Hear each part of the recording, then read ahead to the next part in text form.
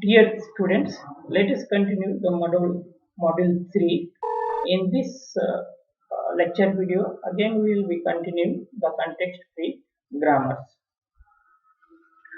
So, the in this video, we will be studying the next topic, that is the derivations. So, what is derivations? Replacing non-terminal by non-terminal or terminal according to production rule is known as derivation. So, in the context-free grammar, replacing any non-terminal with the non-terminal or terminal variable is called derivation.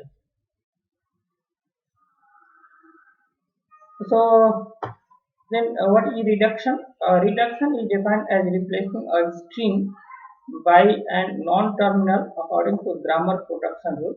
It is called reduction.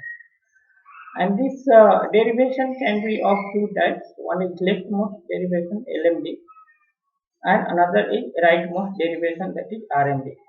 So here LMD, at each step we replace a leftmost variable by one of its production rule alpha to beta, in which leftmost non-terminal is alpha is replaced with beta. So alpha will be replaced with beta. Similarly, in the rightmost derivation RMD, at each step we replace a rightmost variable by one of its production body, and we write alpha is equal to beta and Rn.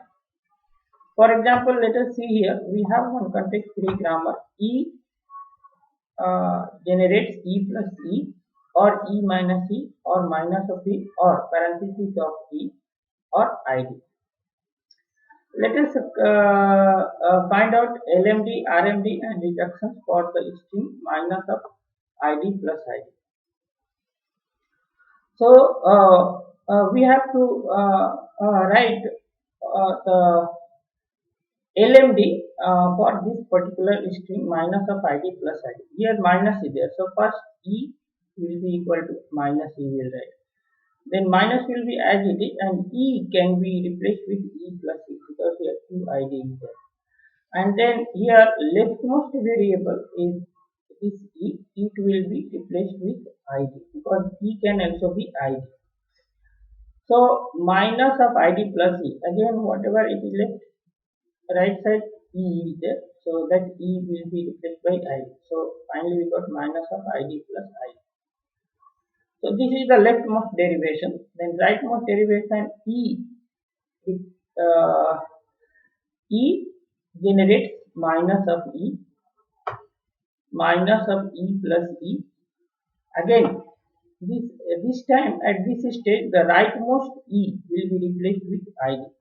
So minus of E plus ID, it generates minus of, then whatever is left E variable, that will be replaced with ID. So minus of ID plus ID, that is the RM. Then reduction whatever string is there, minus of ID plus ID, minus of ID is replaced with E.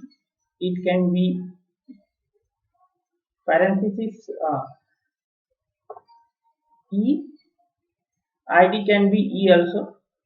Then this next side, next ID, it will be replaced with E.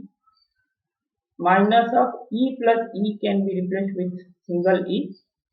Minus of E can be replaced with E, and we got E. So this is a reduction. Next topic we have to study is the parse tree. So what is parse tree?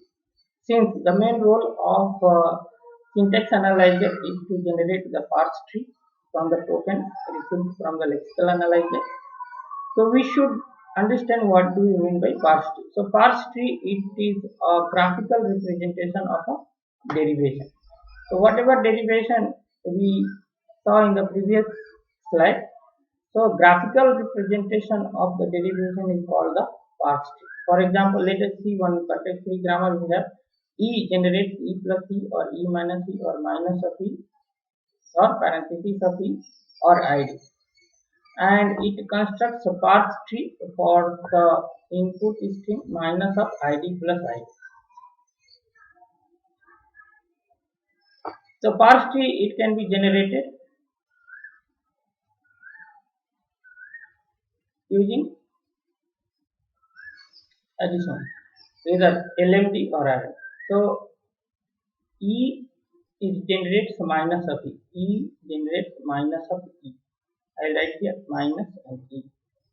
Then E can be replaced with parenthesis of E, and this E can be replaced with 2E, E plus E, and each E can be replaced with ID, and this is a parse tree for minus of ID plus ID. Another thing, a grammar that produces more than one parse tree for some sentence is called ambiguous grammar. What is called ambiguous parse tree or ambiguous grammar? If any grammar, if it generates more than one parse tree for the same input string, then it is called ambiguous grammar. And that is grammar that produces more than one leftmost or rightmost derivation for the same sentence. For example, let us see.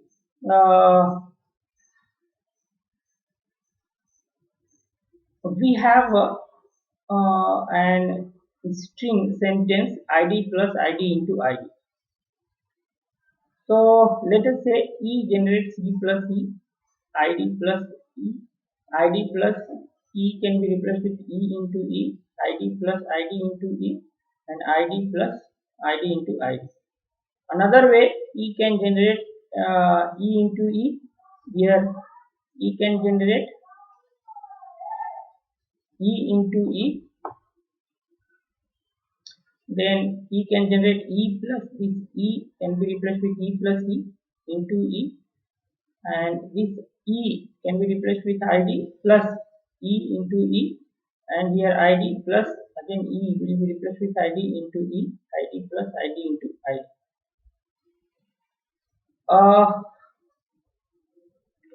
So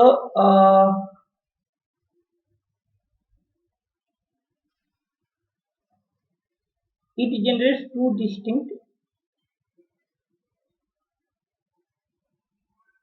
grammar.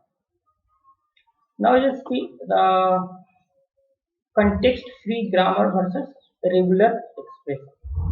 So grammars are more powerful notations than regular expression. So in this one, you can see that this parenthesis of A by B, close parenthesis star A B B, it is a regular expression, and context-free grammar for this regular expression is this. So regular context-free grammar are more powerful notation than the regular expressions.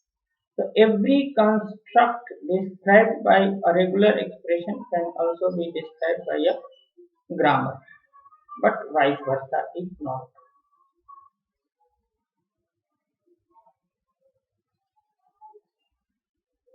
So every construct described by regular expression, it can be described by context-free grammar also, but every string described by grammar cannot be described by regular expression.